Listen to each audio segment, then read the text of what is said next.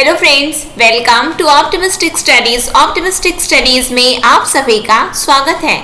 तो हमने अपनी पिछली क्लास में स्टार्ट किया था लर्निंग, सीखना या अधिगम, जिसका हमने अर्थ एवं परिभाषा देख लिया था। आज हमें देखना है, इसका मतलब आज हमें अधिगम के सिद्धांत को आगे आज की क्लास में देखना है।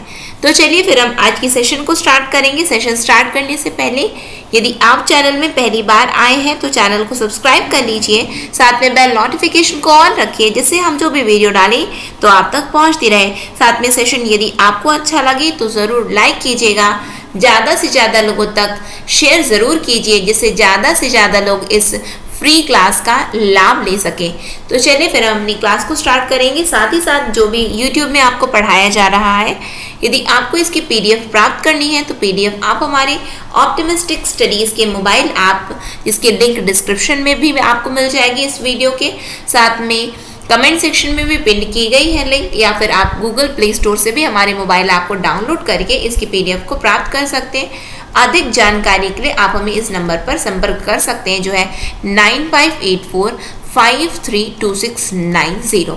तो चलिए फिर हम आज की क्लास को स्टार्ट करें, जहां हम हमने स्टार्ट किया था सीखना या अधिगम, लर्निंग, जिसका हमने कॉन्सेप्ट देख लिया है, यानी कि इंट्रोडक्शन देखा हमने, ये अर्थ, उसका फिर परिभाषा देखी। अब उसके आगे हम देखने जा रहे हैं। ये सभी चीज़ें हमने देख ली। आई होप आप सभी ने पढ़ा होगा और आपने देखा भी होगा। ठीक है, आगे देखते हैं। तो हमने कल जो देखा, हमने जो परिभाषाएं देखी, तो क्या वहाँ से हम ये एक निष्कर्ष निकाल सकते हैं क्या कि सीखना क्या होता है? तो सीखना व्यवहार में परिवर्तन है। यानी कि सीखना, यदि हमसे एग्जाम में पूछा जाता है कि लर्निंग क्या है, तो learning is nothing but it is a change in behaviour. It is a change in behaviour. सीखना क्या है? व्यवहार में परिवर्तन है। और प्रत्येक सीखने की प्रक्रिया में व्यक्ति के व्यवहार में परिवर्तन होता है। और अगर परिस्थिति ऐसी है जिसमें व्यक्ति के जिसमें व्यक्ति के व्यवहार में परिवर्तन नहीं होता, तो उसे हम सीखना नहीं कहेंगे। यानी कि आपने तो कुछ सीखा ही नहीं, यदि चेंज हुआ ही नहीं, यदि कुछ चीज बिहेवियर बदला ही नहीं, तो इसका मतलब कि हमने तो कुछ सीखा ही नहीं। और व्यवहार में परिवर्तन एक अच्छा एवं अनुकूली परिवर्तन भी हो सकता है, या खराब में कुसमंजित, यानी कि जहाँ पे सामंजस्य नहीं बैठ रहा है ना, कुसमंजित परिवर्तन भी हो सकता है। यानी कि वो परिवर्तन एडेप्टिव भी है या फिर मैलएडेप्टिव भी है, अनुकूली है या फिर कुसमंजित भी है, लेकिन कुछ तो हुआ। आपकी फ्रेंड सर्कल कैसे थे? हमारा बच्चा तो हॉस्टल में पढ़ रहा है, अब वो बच्चा क्या हो रहा है, वहां से क्या बन करके आया है। अब आप चाहे आपके ऊपर डिपेंड करता है, अच्छे बन जाइए या बुरे बन जाइए, व्यवहार तो परिवर्तित हो ही गया। अच्छा बन गया, नहीं तो फिर तब तो फिर पूछने की बात ही नहीं है, बताने की भी बात ही नहीं है ये। फिर आगे देखते हैं। तो सीखना क्या? व्यवहार में परिवर्तन है। ठीक, फिर व्यवहार में परिवर्तन अभ्यास या अनुभूति के फलस्वरूप होता है। ऐसे नहीं बदल जाता कुछ चीज कि नहीं हमने तो एक गोली खा ली, व्यवहार में परिवर्तन आ जाना चाहिए, ऐसे नहीं आता व्यवहार में परिवर्तन। तो फिर कैसे आता है? तो अभ्यास से आता है। वो आप निश्चित किसी चीज की प्रैक्टिस करते तो रहिए, और फिर उसके बाद कैसे नहीं आता? हमसे उठा नहीं जा रहा सवेरे, प्रैक्टिस तो करो, उठने की कोशिश तो करो। कैसे नहीं उठोगे? जरूर उठोगे। तो परिवर्तन कैसे होगा? व्यवहार में परिवर्तन अभ्यास या अनुभूति के फलस्वरूप होता है। ठीक है, the change in behaviour occurs as a function of practice और एक्सपीरियंस। और सीखने की प्रक्रिया में व्यवहार में जो परिवर्तन होता है वह अभ्यास या अनुभूति के फलस्वरूप है। वही चीज, सेम चीज लिखी हुई है यहाँ पे। ठीक है, व्यवहार में अपेक्षाकृत स्थायी परिवर्तन होते हैं, परमानेंट चेंजेस आ जाते हैं। क्या होता है? परमानेंट चेंजेस आते हैं। There is a relatively permanent change in behaviour. आपने सीखा तो है, जब आपने सीखा तो वो परमानेंट चेंज है कि नहीं?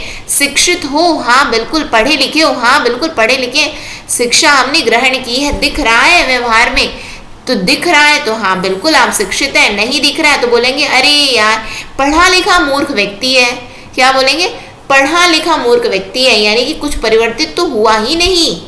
ठीक, तो यानी कि वो क्या है, relatively permanent change in behaviour आता है। ठीक, तो यहाँ पे हम ये बोल सकते हैं कि सीखने में व्यवहार में अपेक्षाकृत स्थायी परिवर्तन होता है। हमने कुछ सीखा, परिवर्तन क्या हुए, स्थायी हो गए, परमानेंट हो गए।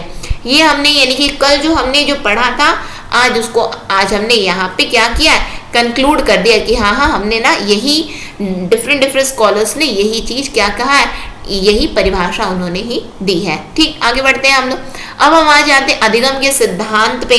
तो यदि हम अधिगम के सिद्धांत की बात करेंगे तो अधिगम के सिद्धांत को दो मुख्य श्रेणियों में बांटा जाता है, विभक्त किया जाता है। ठीक, वो कौन कौन से हैं? तो फर्स्ट है बिहेवियरल एसोसिएशनिस्ट थ्योरीज और दूसरा है कॉग्निटिव ऑर्गेनाइजेशनल थ्योरी। इसका मतलब जो दो सिद्धांत में विभक्त किया जाता है सीखने को, तो वो है व्यवहारवादी साहचर्य सिद्धांत और दूसरा है ज्ञानात्मक एवं क्षेत्र संगठनात्मक सिद्धांत। ज्ञानात्मक एवं क्षेत्र संगठनात्मक सिद्धांत और पहला है व्यवहारवादी साहचर्य सिद्धांत। क्या है? व्यवहारवादी साहचर्य सिद्धांत है। अब देखते हैं फिर आगे इसमें क्या बताया गया है। तो यदि हम इनकी बात करेंगे ना, तो अब ये सिद्धांत है, तो सिद्धांत के कोई प्रणेता तो होंगे, जो कोई प्रवर्तक तो होंगे जिन्होंने ये सिद्धांत दिया है। तो बस वो उन्हीं सिद्धांतों के बारे में यदि हम बात करें तो पहले तो विभिन्न उद्दीपनों के प्रति सीखने वाले की विशेष अनुक्रियाएं होती, जो कि स्टिमुलस होते हैं ना, स्टिमुली, वो वही बताया गया है। और इन उद्दीपनों तथा अनुक्रियाओं के साहचर्य से उसके व्यवहार में जो परिवर्तन आते हैं उनकी व्याख्या करना पहले प्रकार के सिद्धांतों का उद्देश्य है। इस प्रकार के सिद्धांतों के प्रमुख प्रवर्तक बताया गया है। टेंशन नहीं लेना है, समझ में तो आया नहीं कि आपने क्या पढ़ दिया, कोई बात नहीं, आगे समझ में आएगा। देखो यहाँ पे आपको ध्यान क्या देना है, दो प्रकार के सिद्धांत है। कौन कौन सा है? एक है व्यवहारवादी साहचर्य सिद्धांत, जो कि जिसको हम बिहेवियरल एसोसिएशनिस्ट थ्योरी बोलते हैं, और दूसरा है ज्ञानात्मक एवं क्षेत्र संगठनात्मक सिद्धांत, जिसको हम कॉग्निटिव ऑर्गेनाइजेशनल थ्योरी बोलते हैं। ये जो पहले प्रकार का ये जो सिद्धांत है ना, उसके यदि हम प्रवर्तकों की बात करेंगे ना, तो उसके प्रवर्तक है थॉर्नडाइक, वॉटसन, पावलोव तथा स्किनर। कौन कौन है इस प्रकार के सिद्धांतों के, यानी कि इस प्रकार मतलब ये जो बिहेवियरल एसोसिएशनिस्ट थ्योरी या फिर हम बोल सकते हैं जो व्यवहारवादी साहचर्य सिद्धांत है ना, उसके प्रवर्तक कौन कौन है? Thorndike, Watson, Pavlov, Skinner. ठीक है, और यदि हम थॉर्नडाइक की बात करें ना, तो थॉर्नडाइक द्वारा प्रतिपादित विचार प्रणाली को संयोजनवाद, कनेक्शनिज्म के नाम से जाना जाता है। थॉर्नडाइक ने ये जो विचारवाद में इन्होंने जो सिद्धांत अपना दिया है उसको हम क्या बोलते हैं? कनेक्शनिज्म बोलते हैं। क्या बोलते हैं? संयोजनवाद बोलते हैं। और वहां यदि हम दूसरी तरफ देखें, वॉटसन, पावलोव तथा स्किनर ने स्किनर की प्रणाली को अनुबंधन या प्रतिबद्धता कहते हैं। क्या कहते हैं? ये देखो, बहुत ध्यान से देखना, समझना इसको। यहाँ पे क्या बताया जा रहा है, यहाँ पे सिद्धांतों की चर्चा की गई है कि अधिगम के सिद्धांत क्या होते हैं। तो अधिगम के सिद्धांतों की यदि हम बात करें तो पहले प्रकार का सिद्धांत हम देख रहे हैं कि व्यवहारवादी साहचर्य सिद्धांत होता है। इसके प्रवर्तक कौन है? तो थॉर्नडाइक है, वॉटसन है, पावलोव है, स्किनर है। ठीक, लेकिन थॉर्नडाइक ने जो कहा है तो उनके विचार प्रणाली को हम बोलते हैं संयोजनवाद, कनेक्शनिज्म। क्या कहते हैं? कनेक्शनिज्म बोलते हैं। और दूसरी तरफ वॉटसन, पावलोव और स्किनर ने जो प्रणाली दी है तो उनकी प्रणाली को हम क्या बोलते हैं? अनुबंधन या प्रतिबद्धता, जिसको हम कंडीशनिंग के नाम से इंग्लिश में जानते हैं, तो हम ये कहते हैं। ठीक, फिर उसके बाद दूसरे प्रकार का सिद्धांत आता है ज्ञानात्मक एवं क्षेत्र संगठनात्मक सिद्धांत, जिसको हम कॉग्निटिव ऑर्गेनाइजेशनल थ्योरी के नाम से जानते हैं।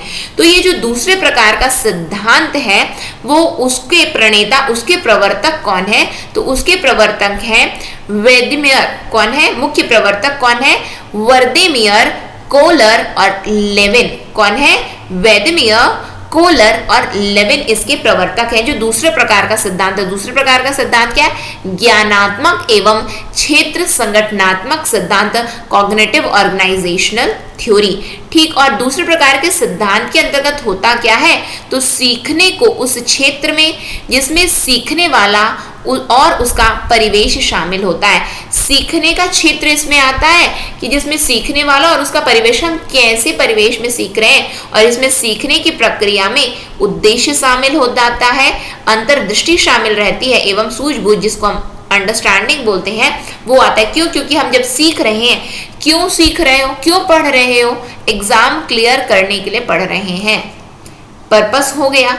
इनसाइट क्या है आपकी, अंतर्दृष्टि क्या है, कि अंतर्दृष्टि ये है कि हमें बेस्ट करना है, हमें अपना बेस्ट करना, ये आपकी इनसाइट्स है। सूझबूझ क्या है, समझ में आ रहा है क्या चीजें, हाँ हमें ग्रास्प हो रही, हमें चीजें समझ में आ रही है तो ठीक है, नहीं आ रही है तो वो भी अंडरस्टैंडिंग कैसी है हमारी, हाँ हमारी बेटर अंडरस्टैंडिंग है, हम जो पढ़ रहे हैं हमें चीजें समझ में आ रही है, तो सीख रहे हो ना, तो सीखने के अंतर्गत ये तीनों चीजें आ गई।